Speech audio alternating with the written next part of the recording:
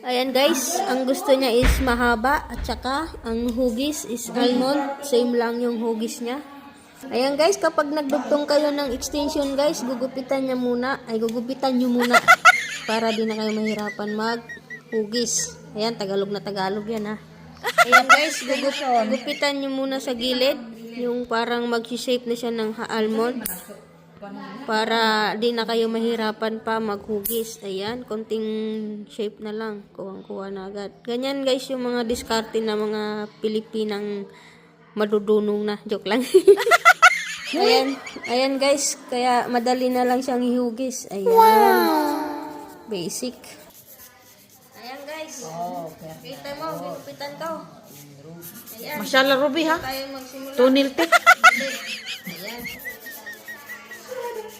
Hugis natin dito sa gilid, pailalim. Diyan tayo magsimula para wala siyang sungay.